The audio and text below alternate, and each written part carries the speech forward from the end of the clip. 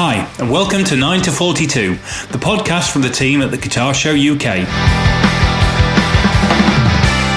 Join us for interviews, updates and chat with artists, influencers and those that manufacture the gear that we love.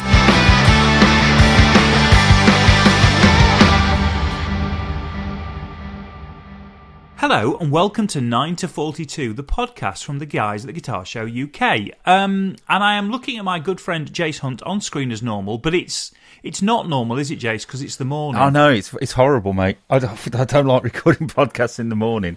Half 9 start. I mean, come on. I'm used to your room slowly getting darker as the podcast goes on. Not lighter. Not lighter. So this is all wrong on so many levels. But we've actually recorded the next episode, and our guest has just left. So we're recording the intro after the event. And it's only 11:30 now, and we've finished. I know. Got a whole day ahead of us. What are we going to do? Well, we're going to try and plan later today some activities over what would have been the Guitar Show weekend. So that's the 27th, 28th of Feb. Got lots of interesting stuff kicking around at the moment. Got quite a few social media posts. Focusrite, our sponsors, our lovely sponsors of this podcast. Oh, we love the guys at Focusrite. Particularly because they don't mind if we take the piss out of them. This is very true. And they allow us to take the piss, and they've given us some competition prizes as well. They have. To give away over the Guitar Show weekend. So I'm just waiting for the full details of that before I announce what that's going to be, but it sounds pretty good. Got a chat with a couple of amp manufacturers this afternoon as well to talk about what they're going to do over the Guitar Show weekend. And I've got a ton of videos, all the way from the big brands to the luthiers that I'm going to use to promote not the Guitar Show weekend.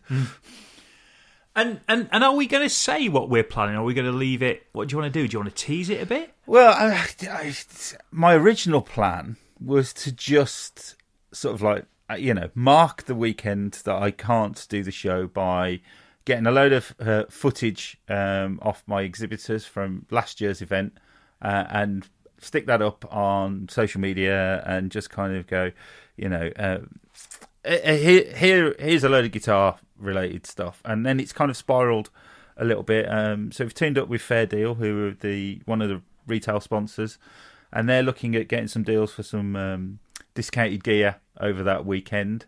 And then we're talking about going live. We are. Not Swap Shop, we're going live. Well, I think it'll be like Saturday Swap Shop for those who remember.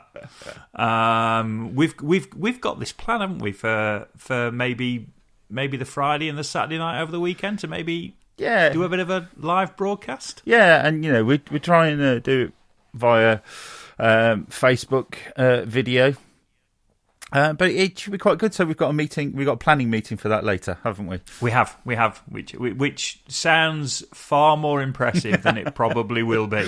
Yeah, we'll spend an hour talking about Keith Scott, and then an hour talking about Keith Richards, and then go, oh God, we've got this idea. We meant to do this. Yeah. But anyway, so that's to come. So that more information will come out. But it might now be a live event. It might not be sort of a remembrance event. It might actually have proper live people talking and saying things, and maybe even guests dropping in. Yeah, that's the plan. And we've got a special podcast to go at that as with Misha Mansour, haven't we? We have. Yes, I'm glad you said his name because I couldn't say it. I couldn't say it on the podcast recording. Mental block with his name for some reason.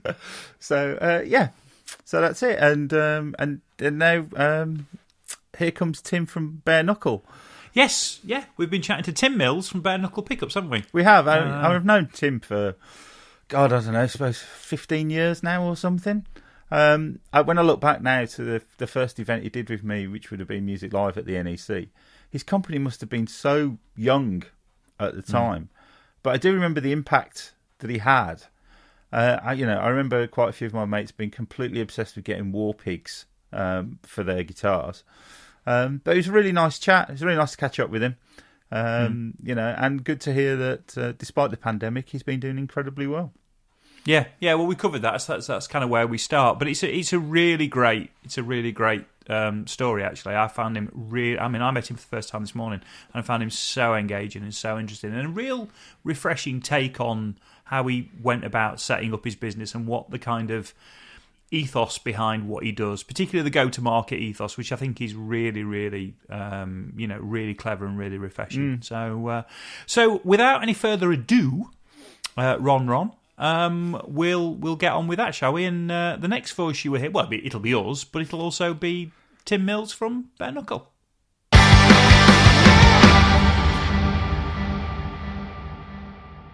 Morning, Tim. How are you? Yeah, I'm good, thanks. Tim is laughing slightly because that was meant to sound like a big start, but actually we've been chatting for half an hour, and we've just gone through our slight rehearsal because, as Jason rightly pointed out, I'm 15 minutes late this morning, and I apologise. But then that's because we're recording in the morning. This is a new thing for us. I know. I don't think I've ever recorded quite so early in the day. No. Well, I should just point out I've got very young kids, so nighttime doesn't exist for me, or late in the day. I like to get everything done early. So are you a morning person, Tim? Are you I am. Up and about anyway? Yeah, I'm normally up at 6, and I like to be up and doing whilst it's quiet, Because you were just telling us before we started about your hugely impressive exercise and fitness regime. Being a man who's older than both of us and looks younger than us both by at least 5 years. So that's is exercise a morning thing as well for you, or does that? Yeah, I'll normally bash that out before work, but I also train every lunchtime as well. So, Blimey. Bloody hell, he's a machine. I know. I've written down that his Instagram feed is a combination of guitars, dogs, exercise, and coffee. Yeah, seemingly, that's me. That is me in a nutshell. Caffeine fueled, and I love to lift heavy things, walk big dogs, and play lots of guitar. Walk the dogs on the beach. Yeah, and I like spending time down the beach. Yeah, I'm a big sea person. I love swimming too. So yeah, all of those things. Well, we recorded with Misha last week. Yeah. And he says you owe him a good 10 minutes of talking about how amazing he is because he did that about you. Oh, did he? Yeah. The weird thing is, though, that this one will go out before Misha's. Oh, right. Okay. So, yeah, but he kind of agreed with me that your feed was essentially just the beach. Yeah. Well, it's funny. Social media is one of those. It's one of those Marmite things, isn't it? Really, and I try not to get too sucked into it. For me, I think social media should just be fun and positive stuff. I get really hacked off with. Too much, I don't know, just people just trying to drill down and grind you down through social media. So if I post anything at all, I just want it to be something that makes people feel better, and if that's a nice picture of the beach, it's just a sort of where I am in time, I suppose. And if it's anything that I think is vaguely funny or just vaguely nice, so that's all I tend to use it for. This isn't the first question, but actually, your social media, I've never seen so many guitars and so many luthier-built guitars. Yeah. Right. Well, there's a reason for that. One, I'm in a job which obviously involves guitars, so I'm always having to reference and work with different types of guitars, just from all the different types of pickups that we produce. Also, I'm of an age where, I've collected quite a lot of guitars over the years, and I'm a sod for never getting rid of things. I can count on one hand the amount of guitars I've sold. I just find it very hard to let go of things because, they all have got a story to them. And lastly, I like to support a lot of the people that we work with, and I get to see some really interesting stuff. And, if people are investing their time and money with my company, I'll try to reflect that and, I'll buy something from back. Obviously I've got to like it. Yeah. But and so I've sort of steadily built up quite a diverse and interesting collection of guitars. Yeah. So which one? The one that I kind of always associate with you, and I can't remember which make it is. It's kind of like it's Strat shaped, upside down headstock. Mm-hmm. That's the one I kind of see the most. Which one's that? That's a Lux Tone. It's a black kind of super Strat with a checkerboard sort of thing across the back corner, and that's one I play a lot with the band. But probably, I'm sort of synonymous with this beat up old blonde telly that I've had for years, and that's the one that's normally glued to me. It's I take that one everywhere. It's been all the way around the world umpteen times. Even if I have to make a little trip, that one always comes. And so that's always been a go-to. But that Strat you're talking about, is a Lux Tone I've had for several years now. And in the band that I've done most recently, that's sort of one of the main fiddles, I suppose, I tend to play. So is that Riders to Ruin? Yeah, Riders to Ruin, yeah. Yeah, just a kind of rock and roll thing that I do with one of the guys at work here, Rob. He's the singer, and got a couple other friends that are a part of it. How's that been this year? Have you managed to actually rehearse? Or no, I haven't done diddly squat. The pandemic obviously thrown quite a big curveball at everybody. So when it first hit, I suppose, last March, the priority really was, what do we do with the business? And obviously there was a lot of, I suppose, a lot of kind of fear being instilled in everybody by the government. And, dear old Bojo told us on whatever it was, March 27th, we all had to lock down. And so we had a staff meeting the next day, and it was very much a case of, right, okay, well, they kind of have given us tools to run for the hills if we want to. But I said, stepping back from it and being realistic, we seem to have very low infection rates down here in Cornwall, and manufacturing doesn't have to close. So I'm going to stay, I'm not shutting the doors here, because my gut feeling is if I shut the doors, I don't know how easy it's going to be to restart this. It's taken me so long to get this company where it is. I can't just mothball it. So I said, if anybody wants to stay, that's cool. But I appreciate everybody's probably a bit uneasy, wants to be with their families, etc. So anybody wants, whoever wants to go can go, who wants to stay can stay. And 5 of the lads stayed. So we dropped from 18, 19 of us down to just the 6. And we kept it going. So the focus there was on what can 6 of us do, and it was pretty intense time. And the building is big enough that we barely saw each other anyway. We were all working in separate parts of the building, but we kept it going. And that was the priority. So things like the band and music, everything had to just be parked to one side.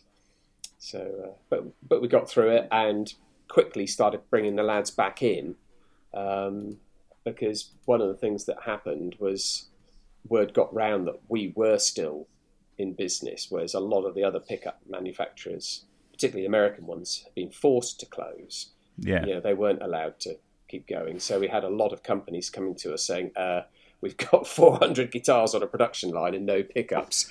Help. And so we had to step in and sort of help a lot of people out, which was good. So, there was a bit of a positive side to it. A lot of hard work, but some positive things to come out of it as well. And you were saying that, I'm assuming that everybody that didn't feel comfortable, they went on furlough. Yeah. We were able to. I mean, I tried to be as objective as I could about it. We had 1 or 2 whose partners were key workers or what have you. So given that we didn't really know much about infection or anything, it seemed logical that if they were going to be in more contact with people, there was a higher chance of infection getting in through that route. So they were logical to go on furlough. We had one or two that, with various health issues, it was safer that they were protected. And then it came down to this core where we thought, well, actually, all of us that are left have no contact with anybody else. So other than being part of this bubble at work, we're actually going to be reasonably safe. And so we quickly made the place COVID secure, came up with a one-way system, like a barrier where any deliveries had to literally be dropped, and then we could drag them into a quarantine area, disinfect it. Again, we didn't know what we were up against, so we just went completely overkill. And it worked. Touch wood, nobody got ill, and we kept going. And then we steadily brought people back in, as quickly as we could, as restrictions were lifted, and as we were getting bloody knackered. Basically, the six of us were just being ground into the floor. We had a thing where every Friday I'd just go out and buy the biggest box of beer I could find, and I'd make sure everybody had a couple of bottles of beer, and we opened a little sort of group chat for the COVID boys. And, I said, I want to make sure that you're all sat drinking a beer. I need to know that you're doing something else other than grinding in here. That I want to see everybody just chilling the fuck out. If it's just for half hour, whatever. And then we'll be back in first thing and keep going again.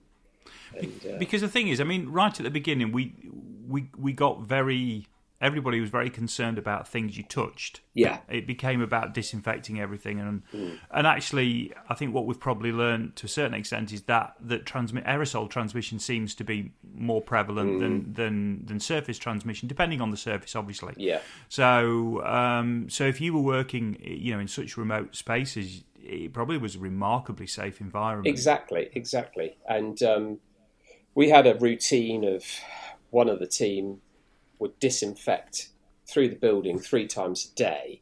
So handrails, doors, we're propping open all the doors. We had a rule that you had to use your knees and your elbows. We just literally went completely overkill. The communal areas, like the toilets or the kitchen, one in, one out. You clean your way in, you clean your way out. It was just the best we could do. And it seemed to work, and we're still like it now. Even with those 18 of us back in, there's still a one-way system. If you meet on the stairs, whoever's coming down has to go back up and wait. For the other to come past. It's a quite big, airy building. I've got an office. There's a sales office downstairs. There's a production office next door. But the lads work on a big open plan mezzanine, by and large, and then there's a suction vent system for all the solder stations. So the airflow is really good. You're actually having all your air sucked away from you anyway. Yeah. And then we've got a massive roller shutter, which is where all the packing goes in and out. So there's a lot of fresh air in here as well. And every break time, the lads all go outside and sort of spread out in the car park and just, so it's as sensible as we can make it. And thankfully, the infection rates in Cornwall are dropping like a stone now, so it seems to be getting better every day. Good. So as someone that has had to mothball their business, and I had the same fear of what happens when I get to restart. How has business been with the continuing going? Well, it's been good. I won't lie. Online sales, particularly through the first lockdown, the first couple of weeks were awful because nobody seemed to know what was going on, and sales pulled right back. Then all of a sudden, it was like it was Christmas. I think people found themselves at home. They weren't spending money on things like cars or food or booze or whatever, and yet money was still coming through reasonably well, and people just started spending. And like I said, we started picking up a lot of extra work from companies that are committed to manufacturers and were unable to supply. So it was becoming almost a weekly occurrence. We were getting a big manufacturer phoning up saying, help, and I was like, yeah, cool, we'll fill the breach. All I'm going to say is when this is over, just remember who helped you. And by and large, they've all been good as gold and come straight back and gone, you know what? Pickup sounded bloody amazing. Don't know why we weren't using you before. We've got a new line of guitars coming out. We want to use you guys moving forward. So it's been really, really positive. So the hard work paid off. But I remember at one point we were pretty much breaking our backs here, and I think I had the guys from Eastman Guitars in a right pickle. They wanted 400 sets within about 2 weeks. They had to go out onto the landing and say to the guys, just going to have to squeeze out another 400. They're like, 400 what? I said, sets of humbuckers. Oh, and they're like, Jesus wept. It's like, don't worry, we can do it. and we did. And we hit the deadline. They were pleased. And now they've come back with a year's worth of production for us, wow. which has been fantastic. So that worked really well. They were Duncans, weren't they? They were antiquities in the Eastman. They were a mixture. There were some of those, and they were using a lot of Lola stuff as well. But I think Jason was forced to close. I know, speaking with Tom Jones at TV Jones, I think all that on the American side, the only thing they were allowed to sell was anything that they had in stock. So, of course, once the stocks had gone, which happened very quickly, they were down to selling B stock. But they weren't allowed to make anything. So we always have a very good stock holding of components because we make our own parts. So we're not reliant on bringing stuff in from China or Korea. We make everything. All our plastics come from Torquay. We have all our metalwork come from Kent. I learned very early on, keep your supply lines really close. Own your own tooling. Then you're never beholden to anybody else. The only thing that we have to buy in are wire and magnets. And, all the magnet foundries are in China now, despite what anybody will have you believe that they exist elsewhere. They're not. They're all in China. It's a particularly dirty sort of business, and the Chinese do it better than anybody else. And so our magnets come from China, but we normally have at least 12 months stock. So I knew I was in a very strong position at the start of lockdown. I could keep going, without opening the door. I could just keep going, and that really worked to our strengths. So worked to our favours. So somebody like Eastman coming in needing 400 sets, yes, no problem. We've just got to literally physically do the man hours to get that out. We've got all the stuff here to do it. Whereas a lot of the smaller makers were quickly running out of parts because, of course, they're sourcing them from overseas, and a lot of those places were shut. So once that filtered through, after a while, everybody was running out of stuff. So we were fine. So it worked well, and it put us in a good position moving forwed. So I suppose that's amazing. That probably made you fairly Brexit safe as well, then. To an extent, I mean, Brexit has presented its own problems. You obviously read on the news about the amount of red tape we're all having to jump through. Yeah. But our biggest market is America. Europe makes up, a considerably smaller part. So in my mind, the battle game would have been, right, if we can't get product into Europe, I will swing all of that attention to the rest of the world and look for other markets that I can get in and out of. But because we're used to dealing with America, and essentially we're now having to deal with Europe in the same way. It wasn't a big shift for us. No. Royal Mail, thankfully, very much had their act together with the country of origin stuff. The couriers, despite telling everybody they had new computer systems and this, that, and the other in place, didn't. And they've been slower. But by and large, things seem to be going through okay for us. We've had a few little hiccups. The usual sort of things like, obviously, if people have bought product in December, let's say the last week of December, they'd have been charged VAT, delivered in first week of January, of course, country of origins then slapping VAT on as well. Yeah. So they were getting double. So we've had a few little things like that to sort out, but it wasn't huge. So yeah, by and large, it hasn't been too bad thus far. But we shall wait to see how that one unfolds. Don't know if it's going to. I don't know if it's going to get any worse. I think probably. I think if you were struggling, you'd probably be struggling. I would have thought. Now, it really depends if anything flares up. I mean, we're seeing what's happening with the fisheries. It's all getting tit for tat already. Yeah. And if that boils over into anything else, that's the concern really, because all the EU has to do is to put a stipulation in for country of origin, and that could really stymie what we're doing. I mean, you're seeing all the fresh produce people having to produce veterinary certificates, all sorts of things, which you just can't do with fresh produce. Fortunately, we seem to be within the country of origin rules, and so we can ship. Also, our order value for direct retail sales is relatively low. Yep.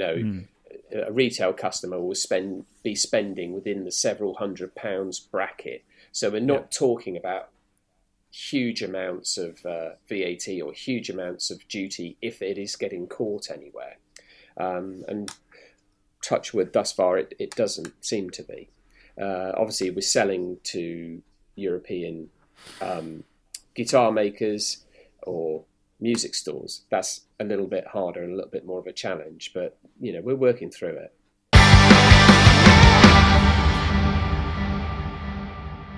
Well, I suppose we ought to go right back to the beginning. Sure. So how did it all come about? What puts you in that chair? Okay, so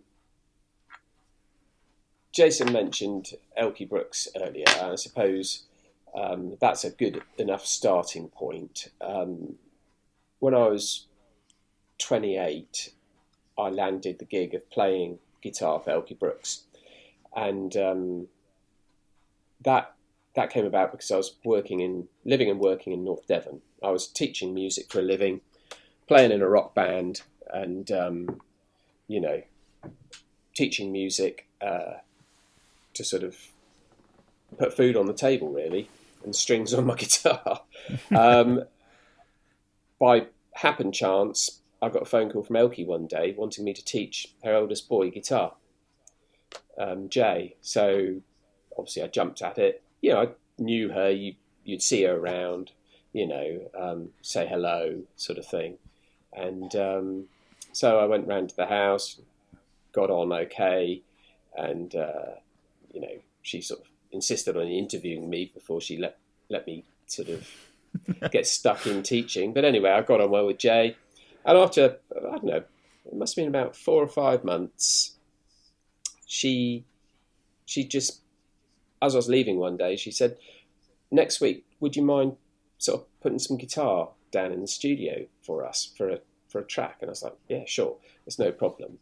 And it turned out there was a little EP that she wanted me to put some guitar on. It was easier than getting her guitar player all the way down from London.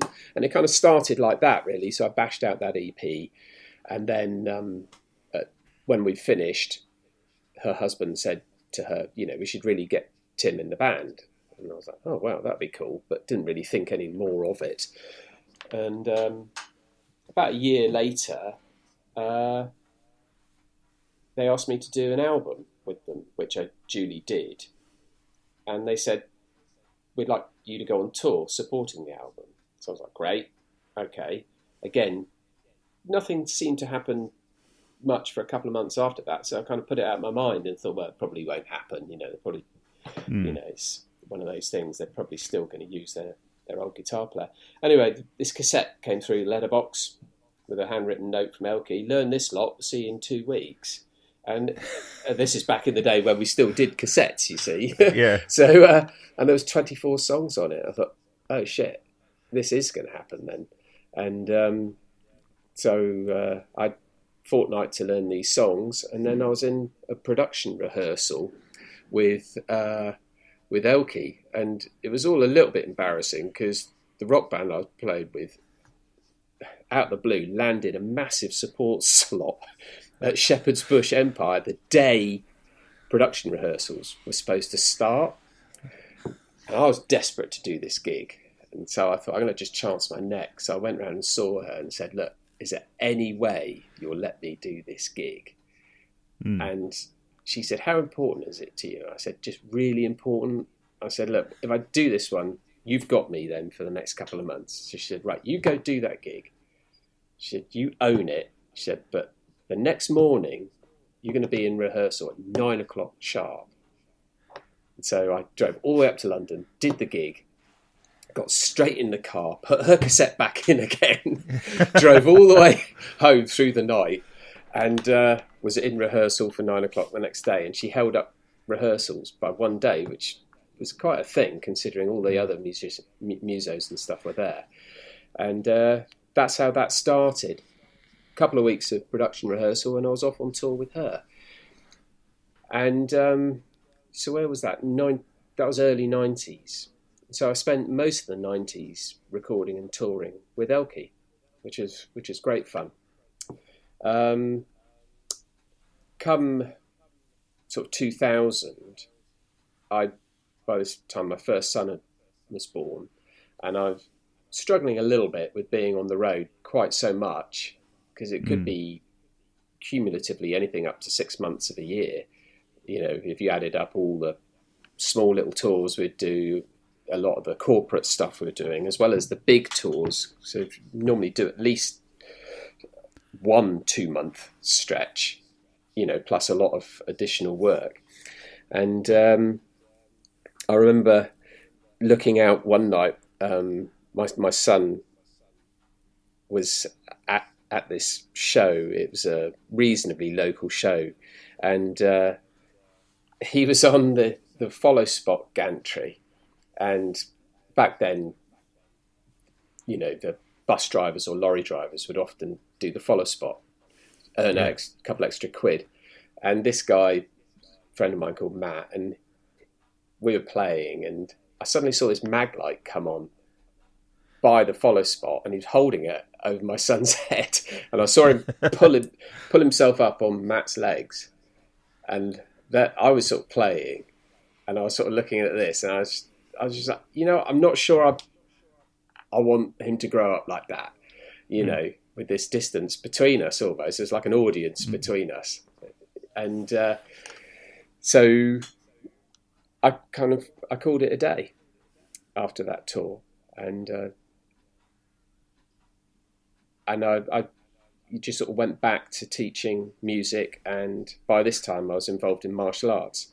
So I was teaching music and a martial art called Hapkido for a living, and that went on for a couple of years, and I sort of convinced myself that, you know, I was quite happy doing that. I didn't need to be on the road, and, you know, I was quite happy just playing guitar like that and having a family and so on and so forth. Anyway, I got a phone call from a friend of mine from Birmingham who was doing a tribute band, and he said, look, our guitar players just let us down on this really, really big gig. Would you step in and do it? And I said, what is it? He said, it's an Ozzy Osbourne tribute. And I was like, oh, I see. I went to see you at JB's in Dudley. Yeah. And I was like, Jesus wept. I was like, okay, how long's the set? He said, it's an hour and a half. So I said, all right, send me a disc or whatever, what it is, and I'll see if I can learn it. So he sent this through, and I kind of knew a lot of it, but not as well as I thought I knew it. So I had to sort of tighten it all up. So I whizzed up, did a rehearsal with these guys, and then next thing I knew, I was on stage at JB's, and it was virtually a packed room. I wasn't kind of expecting it. For some reason, I just thought it was going to be like a small local band thing. And it was absolutely bloody nuts. And these guys were blowing up more pyrotechnic than you could shake a stick at. And I had absolute wheeze doing it. Anyway, afterwards, they asked if I'd sort of join and do it full time, because they'll get so much hassle with this other guy constantly letting them down. And so I did. And so next thing, of course, I was back to going up the road every weekend doing shows with these guys. And it was at that time that I started messing around with pickups. Sorry, it's a very long-winded story, this, but it all makes sense. So there I am, having done best part of 10 years with Elkie. I'm now back to playing Les Pauls again and having to cover the sounds of quite a few different guitar players through Ozzy's career. There's all the Iommi stuff, there's the Randy Rhoads stuff, there's the Jakey Lee stuff, the Zakk Wylde stuff, and the sounds are all quite different. And I was sort of trying to find a common thread through it all and a common approach. And I sort of decided that the Zakk Wylde approach was the easiest, and he'd done this kind of best job of sort of pulling it all together. And so I was playing EMG loaded Les Pauls, pair of JCM 800 stacks, Boss Super Overdrive pedal on the floor, wah wah, Motor Vibe, all the stuff that he was using. It was great, but I started messing around with different pickups, just seeing if I could find a different way of doing it, because I was finding the EMGs were very, very compressed, and it was great, very flattering for your picking and stuff, and certainly nailed his sound. But I wasn't getting the older sort of sounds that I wanted. And so I started buying up pickups and pulling guitars apart, and that was the start of really learning about pickups. You know, I sat in my little studio back at home, the guitars all over the floor in various sort of states of pickups being pulled out, and I was recording them all, and I was getting more and more frustrated at sort of reading descriptions of a pickup and thinking, right, that's going to do it, putting it in, and it just wasn't. I was like, well, that's nothing like it says. And then I was sort of discovering that a lot of the descriptions of pickups are so generic, it could really be anything. You know, I was like standing back from it going, hang on a minute, that, and that is almost the same thing, but the actual specs of the pickups are vastly different. And it was that really started me off thinking, well, you know, if somebody could actually rationalise this, I reckon there's some room here to actually produce some pickups that will actually do what they say.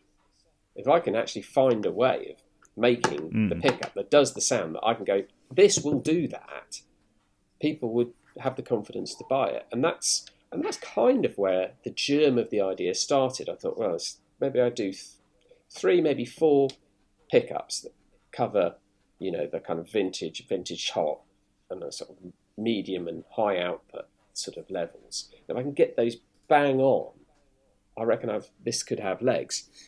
And the idea for the name obviously came from the martial arts side of it. I was desperately sort of trying to think, what do I call this? I need some sort of something to go with it. And I was looking around my music room, and I was looking at the logos on various things, and I was like, it needs to be something reasonably simple, but that also kind of exudes some sort of heritage to it.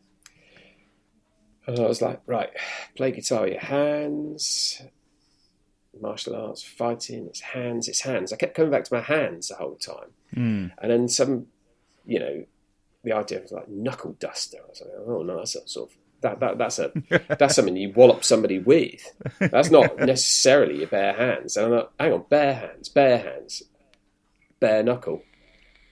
That was the old form of boxing. It used to be bare knuckle fighting. All of a sudden, it all fell into place. You know, I was like, yeah, the boxing sash. It was sort of kind of back when Britain was a big manufacturing nation. And I thought, there's my heritage. That's what I want it to be. You know, I felt like I wanted to sort of kind of take on the American giant in the music industry, where unless it says made in the USA, it's not really any good. And I thought, we were always the country that produced the best stuff. So let's have a go at doing that. And found my boxer, Jimmy Carroll, the image, logo, looking round. I thought, hang on, Marshall, and I'm looking at Marshall right now, but that's not a logo. That's just a script. It doesn't need to be sort of something angular and sort of weird dots. I just need to find the right font. And so I went with that. and that kind of tied in with the Boxer, and put together a website, and that's how I started, really. And I had a winder in the corner of my music room, and a wax pot, and all my kit just in that corner. And I started from there. And shortly after that, I moved house and moved to the outbuilding, which was an old coal shed. But I sort of decked it out, and I could just about fit in there with one other person, a computer and the phone and my winder and a couple of wax pots.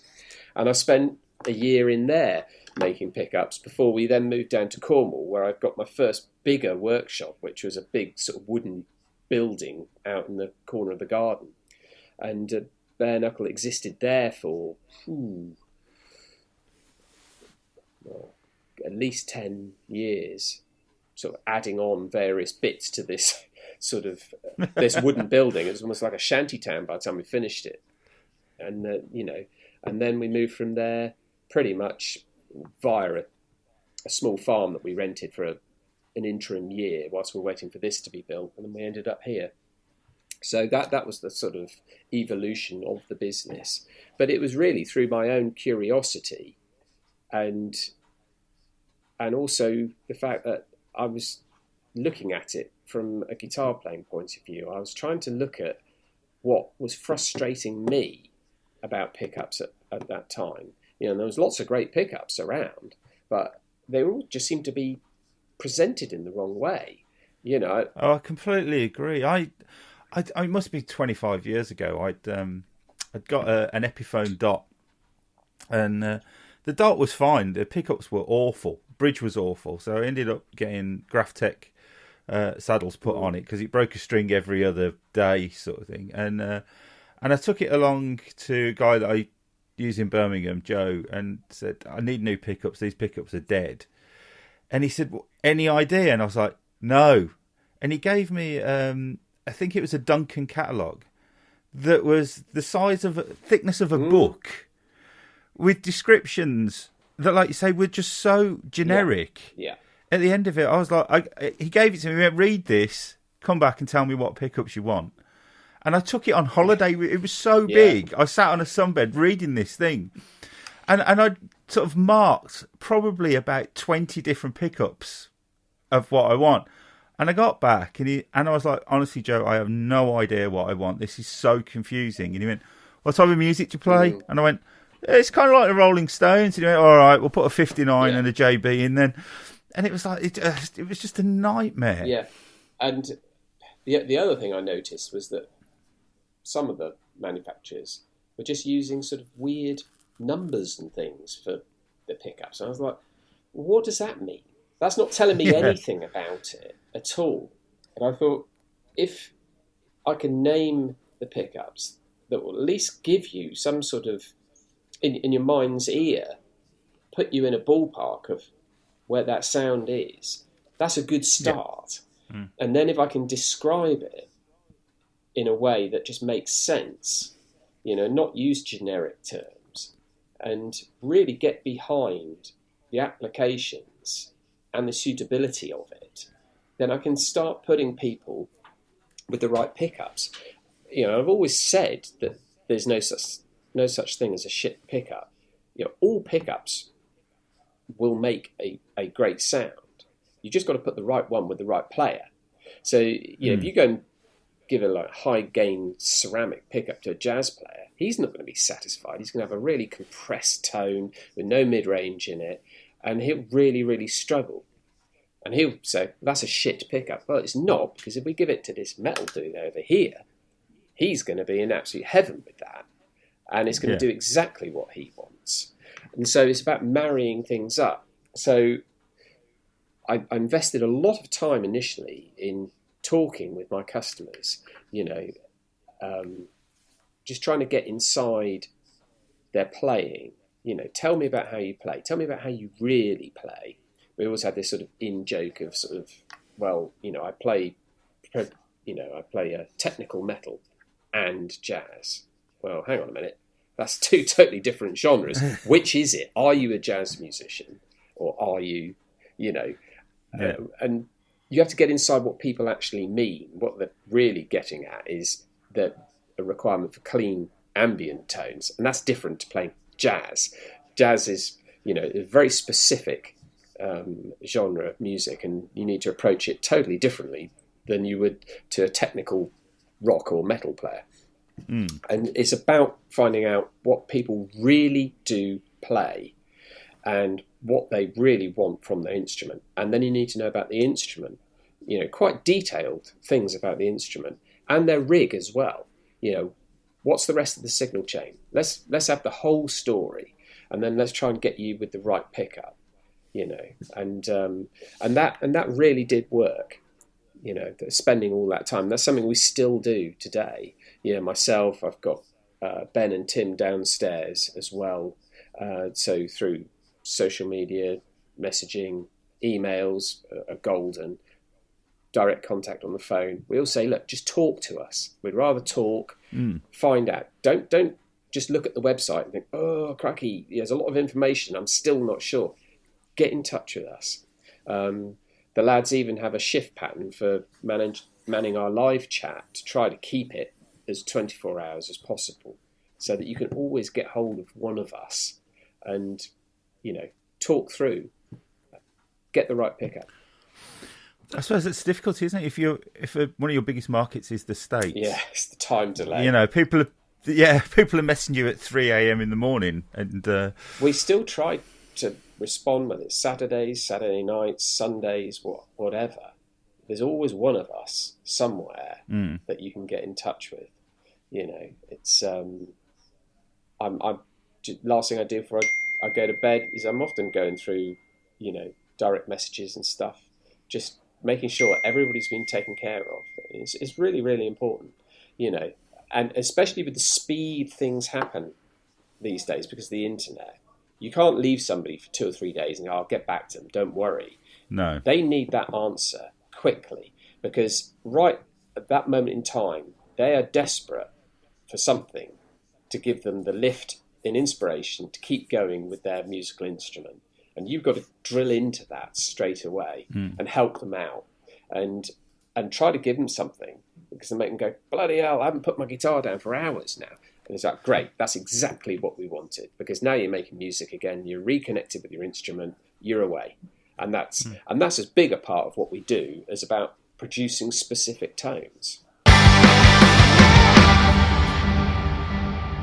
We went through the cycle of where you started and very much the production side of it, and how it started from a small corner of a room up to where you are now. I'm intrigued by how do you find those first customers? How does that bit get out? Because we scale up through production. Yeah. But the other bit is, well, how the hell do you get the find... first person? How does anybody even make a decision to? So what I did was I realised I needed to advertise. I thought, if people don't know I'm out there, sales aren't just going to come in. People aren't just going to. You might back. We're talking about 2002, 2003. So, websites and web stores were still very much in their infancy back then. So you might get somebody that would just stumble across you and go, oh, right, okay, I'm going to take a chance on this and just buy a pickup from this guy. But I thought, I've got to get people coming to me. So I need to get my product reviewed, and I need to advertise to back it up. And I also need to come in bigger than a startup. I thought I've got to match the big boys and come in at their level straight away. Otherwise, I'm down at the bottom of the ladder, and it's going to be a long old crawl all the way up. So I priced myself at the top, and what I did was I registered for VAT straight away. And back then, I think you can still do it now, you're allowed to use anything that you put through your business within the first, you can go back like 3 years and reclaim the VAT in your first quarter. So anything that I'd used starting up, all the R&D stuff I'd done, I reclaimed the VAT, used that to fund my advertising. And so I started out taking quarter-page ads, half-page ads, wherever I could. And I decided to go in. I thought, well, I'm only going to get one shot at this, really. It's kind of like running into a crowded room. You're going to get one chance of getting everybody's attention. And when you get everybody's attention, you've got to have something to say.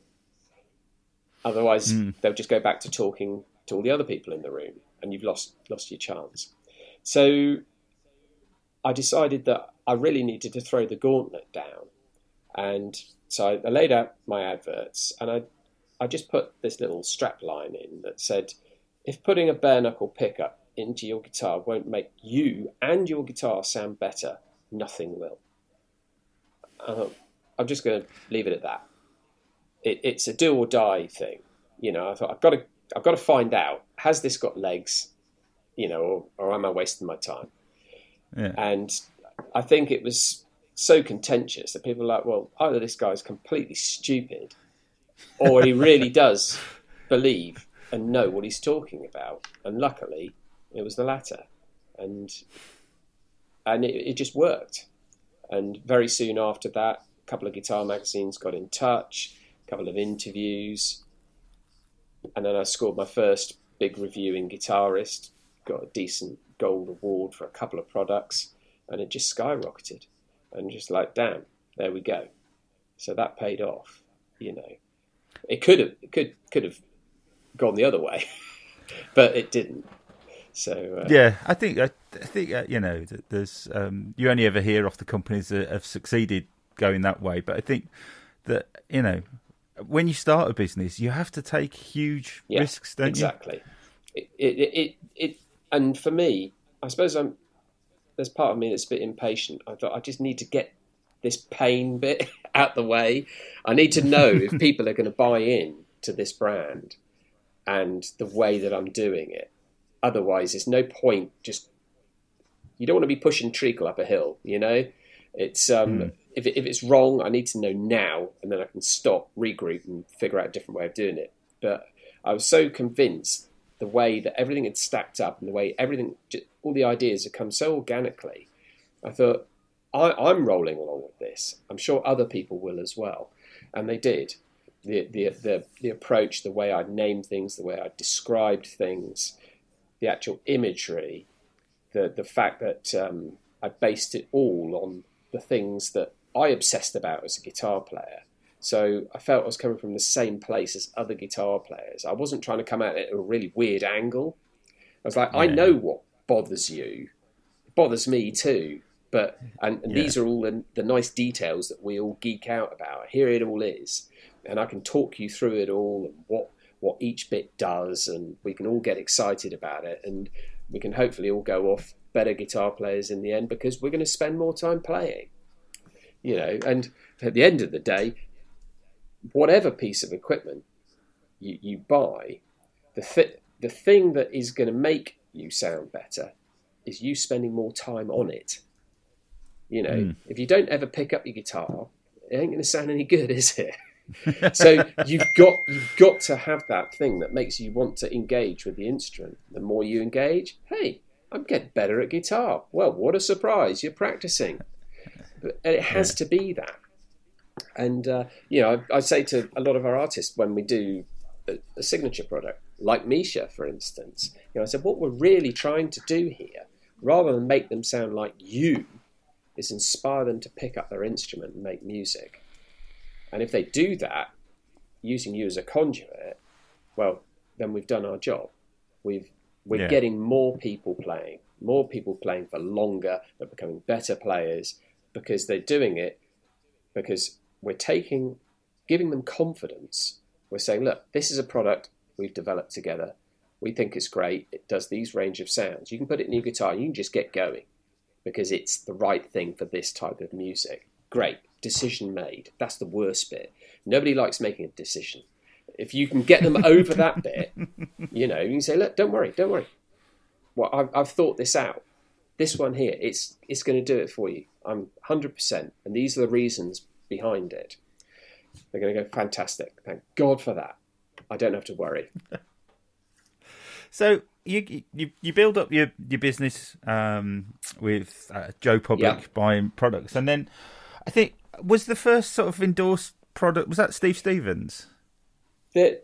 Actually, the very first one was Jeff Whitehorn with the crawler. Of course. I mean, now, and that was very much because we both played for Elkie. He did the Elkie gig, a couple of guitar players before me, so we kind of knew each other anyway. And so I thought, right, well, that's a logical step because Jeff's got an incredible musical heritage. He always produces great tones, and I'd known him, seen him at various guitar shows demonstrating over the years, and he's one of these guys that can always do what he says he does. He's a very tasteful player, but he knows a lot about gear as well. He's a big tinkerer as well. And so that was a no-brainer. And then I think within the same year, I started getting orders come through the web shop. Bear in mind, back in those days, it was very hands-on. I'd literally log in every day, see all these orders, and I'd have a PDQ machine, and I'd literally process them or type up the order. It was that manual, like, type up this, right, there's my order, process it, right, now that's my job sheet, into the workshop and start making it. And I was getting orders from this guy called Steve Stevens. I thought, it can't be the Steve Stevens because he wouldn't just write his name like that. And I thought, maybe he would, I don't know. Anyway, he'd used, on one of the orders, he'd used some sort of weird card that I didn't process, a Diners card or something. And then I ended up having to phone him up and say, I'm sorry, but I can't get this one to work. And he's like, oh, no problem, I've got another card. And I thought, well, he's definitely American. But, I didn't really want to ask, hey, are you the Steve Stevens? It's just trying to play it cool a little bit. And about a week or so later, I got an email from him saying, loving the pickups. I'm doing a gig in the UK next week. Would you like to come? I'd like to meet you. I was like, yeah, cool. Where's the gig? And he said, Sir Castle Donington, Monsters of Rock. And I was like, you are the Steve Stevens. And so I was like, damn, too right I would. So I got in the car, drove all the way up, got this little artist pass, went into the artist village, and there was Steve, just sat at a table. And we got on like a house on fire, chatted and stuff. He said, look, I really want you to hear my live sound.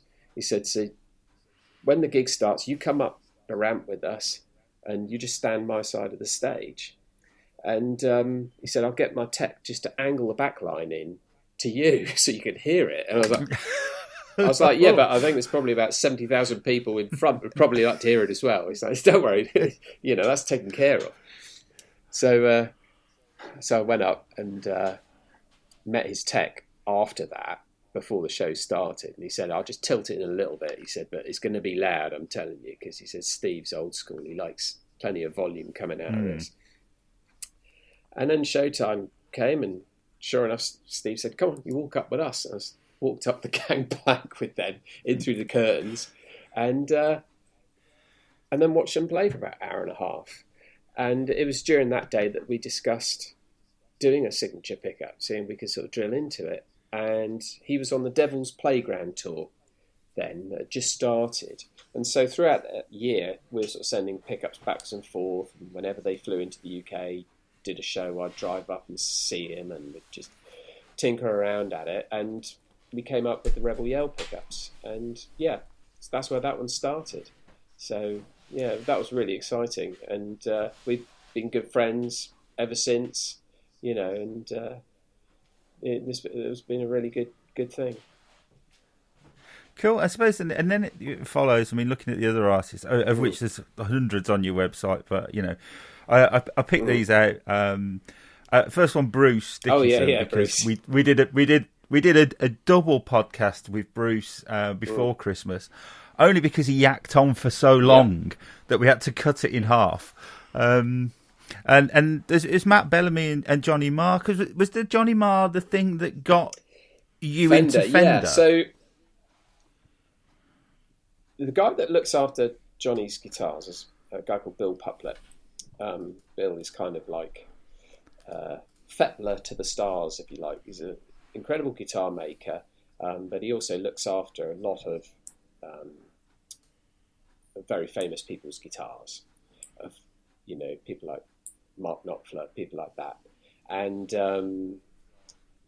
very quiet, unassuming guy. We'll refer to him as Uncle Bill here, but anyway, I got to know Bill through Seth Backus Guitars, back when Seth worked at Manson's guitar shop, so it's all quite incestuous. So Seth had a lot of time for Bill, and Bill was old friends with Andy Manson and stuff like that. So anyway, it wasn't long before Bill was phoning me up saying, I've got a pickup here and needs a bit of sorting out. He'd never say who it was from, but you always knew it was from somebody pretty famous. Occasionally I'd dig it out of him, and so I got some Jag pickups sent down to rewind, and did them, sent them back, and he phoned me up and said, look, Johnny really, really liked those. I said, Johnny who? He said, Johnny Marr. I was like, oh, right, wow, that's cool. And he said, Johnny's getting a signature guitar made by Fender, and he wants those pickups in it. I said, well, great. I said, Fender will never go with that. I mean, me make their own pickups for them? But they did. Johnny just put his foot down and said, nope, Tim's going to make the pickups for that. So I was like, wow, that's fantastic. So sure enough, we got the first purchase order come through, 300 sets of Johnny Marr coils. So we'd done some special little things to them that Johnny wanted, because he wanted to use a 4-way switch in his Jag and so on and so forth. So we had to sort some polarity things out, and I'd done a little bit of degaussing of the neck coil and all sorts of little tweaks. So I insisted on making this first 300 myself. I wouldn't let anybody near the job. I did the whole thing. I made all the formers. I wound the whole bloody lot, potted them all, even packed them, literally did the whole thing and sent them off. And I thought, right, that's great, done it. Thinking that there probably wouldn't be any more. I thought, well, that's 300 guitars, signature guitars. I don't know how many they'll sell. It's a very specific type of guitar. Well, where are we now? 10, 11, maybe 12 years on from that. We must have made well over 10,000 sets now. Christ. Since then. I mean, an order came through just the other day, another 200 sets. I was like, crikey. It must be one of the most successful signature guitars I've ever done, I'd have thought. I think the nice thing about it is, it's clearly a signature guitar. I mean, a lot of them are just, well, we just painted it red and put the signature on it. But, the fact that Johnny actually insisted upon different pickups and stuff does make They designed a new bridge. He got rid of, the way the switches are. You always end up turning yourself off if you're not careful when you're strumming and all that. He sorted it all out. They even did some tweaks to the body shape. They really did go to town on it. And Johnny's completely obsessive about tone. He's always capable of creating an incredible sound with whatever he's working with. And he'd phone me up every now and again and just give me some pointers as to what he wanted when I was doing these repairs and things. But from there on, he just put his foot down and said, no, Tim's going to make the pickups for this guitar. And they went with it. And that's how that one came about. And we've been doing it ever since. And then there's Ibanez as well. Because Ibanez, I say Headstock, are actually only based sort of like 8 miles from where I am right now. So, pre-pandemic, I'd go over and have Chip Friday with them quite often. And I can remember them. you go into their board. I don't know if you've ever been. You go into their boardroom, and it's just wall to wall guitars sort of thing. And they're like, "Have a look at this one. This one's got bare knuckles." And I'm like, "Really?" Yeah. So that was another interesting one. They reached out to me. I forget, it was 2010, something like that, and said, "We want to put your pickups in this range of guitars." And I was like, "Wow, that's great." But the price point of the guitar was about £500 at retail. So I went back to them and said, "You do realise that the actual pickups would probably be worth more than that, So if it's £500 at retail, the guitar's probably going to have a trade price of around about £300 or something. People will be buying the guitar, throwing the guitar away, and keeping the pickups." And so once we got through the various sort of price point things, they said, "Right, we're going to come over and meet you. We like to meet who we deal with." And so I thought, right, I can't see that happening.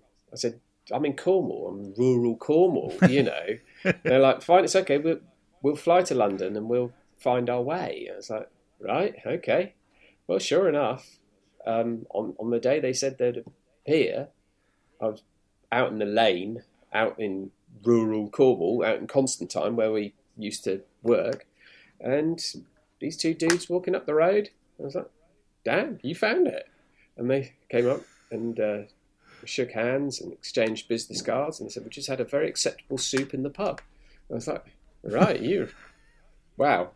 So anyway, I said, "Look, before we go in, this isn't all sort of white walls and people in lab coats and stuff like that. This is basically an old wooden workshop. We're packed in like rats, and this is how we work." And they said, "No problem," and it was one of their head A&R guys and one of the main design engineering guys came over, and they went in and they were just blown away by it. They said, "This is just such a creative way of working." They said, "We just wish we could work like this." They said, there are still elements of this in some of the mountain workshops in Japan, but they said, we don't work like this at all." And they were just marveled at the fact that we were making everything completely by hand. Nothing was automated. The only automated thing was the motor in the winder. Everything else has been done completely by hand. And we went down to my studio. They did a presentation on a computer of what they were looking for. And we talked it all through. And that started us making pickups for a prestige series called the Uppercut series. So they got completely behind it, even named it something to do with boxing, and their advertising pulled us in completely. They didn't underplay it at all. And it was just, wow, they're just taking us on as equals. It was absolutely fantastic.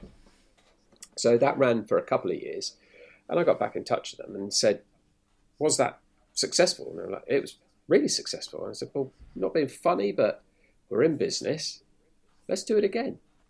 This is what being in business is about. If something is good, what else can we do together?" And they said, "Well, okay, leave it with us." And they came back and, well, we make thousands of pickups for Ibanez now. It's the runs, are in the hundreds and hundreds of sets that we do. And we're in various ranges, some of the top ranges, and we've even got them using boot camp now in some of their sort of midpoint ranges. And their support has been fantastic. And it's just been a really, really good relationship. We always make sure we hit their lead times. That's the most important thing. When you're dealing with the big OEM guys, is they're going to have a production line. They need their kit exactly when they want it. They can't, otherwise they've got all these guitars just laying there. So we're very particular about that. And yeah, that's how that one came to be. So cool. So the final question I got really was about boot camp, because that's your kind of entry point into the brand? So the idea behind Boot Camp was to try to address the problem of people being scared to get engaged with bare knuckle.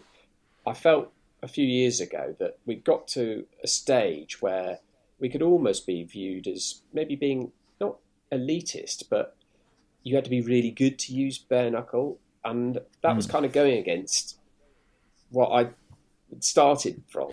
You know, I just want everybody to be able to play and engage with guitar. And one of the things I was picking up on, excuse the pun, was the fact that people were looking at it and thinking, well, there's a lot in the range. I'm not sure I understand where I am, even with some guidance.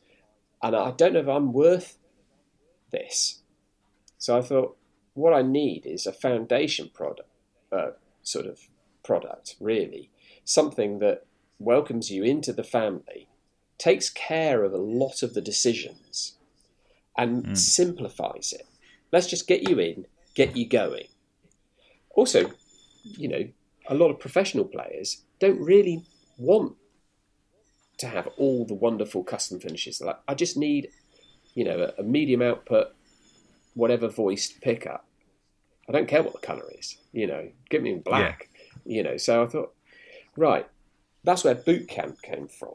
You know, boot camp's where you go to do your basic training. And I thought, right, this is a good concept. I like this. Let's get the basics done.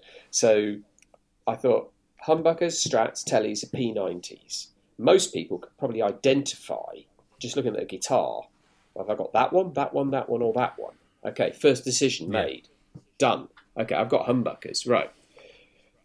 Now, with humbuckers, what I did was, and all the others, I just put them into 3 output groups, if you like, low, medium, and high. Where do you think you are? Do you think you're low output, medium? Yeah, it's a relatively simple decision to make. Great, okay. So I then gave those names, Old Guard, True Grit, and Brute Force. Just something to identify them with. Right, I'm in the middle, True Grit. Great, decision made. Now, the humbuckers, they're either black or zebra. Which do you like? Only got 2 choices. And then stuff like the leg, conductor, it's all fixed. They're all short leg, they're all 4 conductor. So you don't have to worry about any of that. The only thing you need to know about that's vaguely technical is the spacing. So if it's standard, which is a lot of guitars, or if you've got a tremolo, you want a wider spaced. Then if we did the same with covered options, just nickel or gold. There you go. So it's very, very basic. Get you in, get you going. Well, I started on True Grit. But actually, I think, I feel now that I'm a bit more confident. Maybe I want more output. I'm going to move up to Brute Force. Or I'm even more confident, and I think I'm narrow it down even further. I'm looking in the main range now, and I'm getting to more specifics. It's kind of welcome to the world of bare knuckle. There's all this up here, but if that's too much, we got this down here, and just that might be enough for most players. And that was the whole idea. Just get you going. And has it been very successful? Yeah. And because there are very few options, it means we can make them in a production line. You know, we can make them so much quicker. If you compare to, say, one of the regular range pickups, where we don't know what it's going to be until the order comes through. You know, it could be a Holy Diver with 1 pink bobbin, 1 lime-coloured bobbin, black bolts, burnt chrome slugs. You can't make stock for that. It's impossible. You have to wait for the order to come. With Boot Camp, you can say, right, I'm going to make 100 Old Guard sets today in black and 100 in zebra. It can be boxed, ready to go. And that means we can bring the price point down. So it's more accessible in terms of price. There's fewer options. If you want all the options, go up to the regular range. There's still choice there. And that was the idea. Yeah. Cool. And also to be able to give retailers something to stock, because something that a lot of the retail stores said was, we don't know what to stock, because until the person comes in and asks, we don't know. But then we got nothing to show them. So I was like, right, okay, I can kill quite a few birds with 1 stone with this if I'm clever. And so I can give the retailers something to put on the shelf, go, well, I've got this. You want to get going straight away? Or now we're talking about these. If there's something specific, we can go into the big range. And that's worked really, really well. And also as an OEM product for a lot of companies, the price point works with some of their ranges that they want as well. They don't want all the bells and whistles. I just want Black Humbug. It's great. Well, go Boot Camp.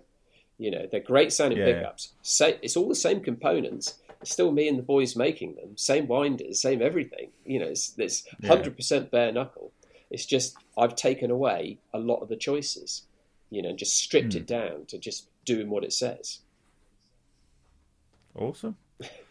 I'm out of questions, Ant. Have you got anything? I've just been sat listening. It's been absolutely fascinating, really has. And having had a route around your website as well, I think the way you present yourself is fantastic in terms of the descriptive nature of the pickups, in terms of what you've done with Boot Camp. I think it's really, really guitarist friendly, really people friendly, which I think is brilliant, because I'm absolutely with you. And I've been around the music industry for a long time, and this is not, and I've done various products, and one of the biggest issues our industry has is that everything's tech and spec led. And you get a whole list of specs, and that's great if you're into that level of detail. But if you aren't, it's so off-putting. Yeah, absolutely.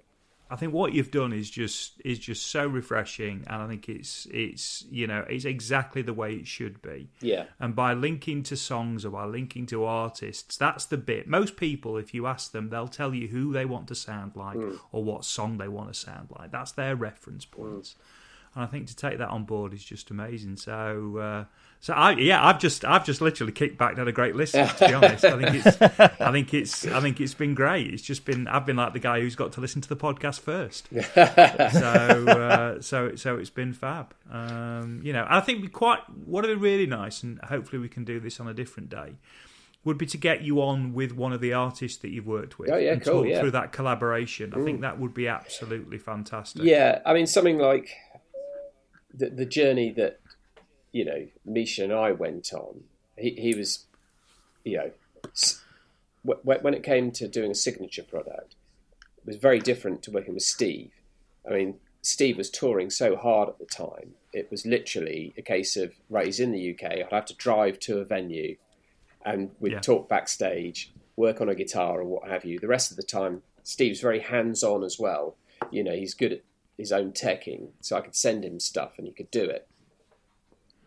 With Misha wanted to be hands-on with me, so he literally flew over and we did it together, and that's the way we've worked on both of his pickup sets. And that was a totally different journey, and it's a long old story, and you might want to do it in a different podcast, because it's very interesting.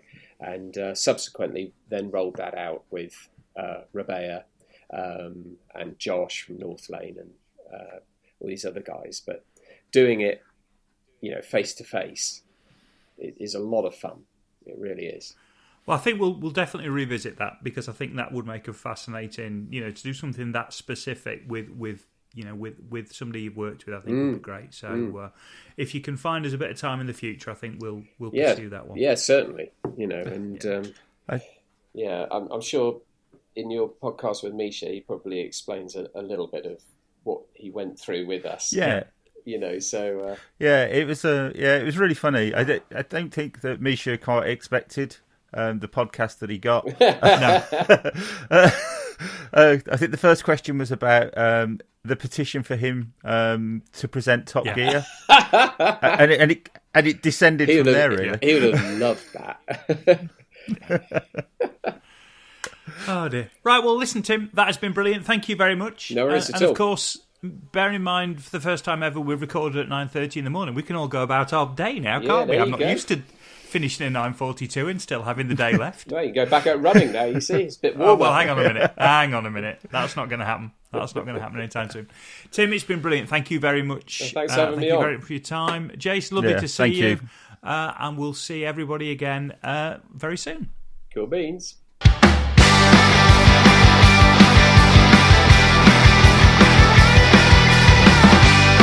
Thanks for listening to 9 to 42, the podcast from the team at the Guitar Show UK. If you've enjoyed the show, then please remember to hit the subscribe button and share with other like-minded souls. For more information about 9 to 42, please follow us on Facebook, Twitter or Instagram at the Guitar Show UK. This has been an A Short Stories production.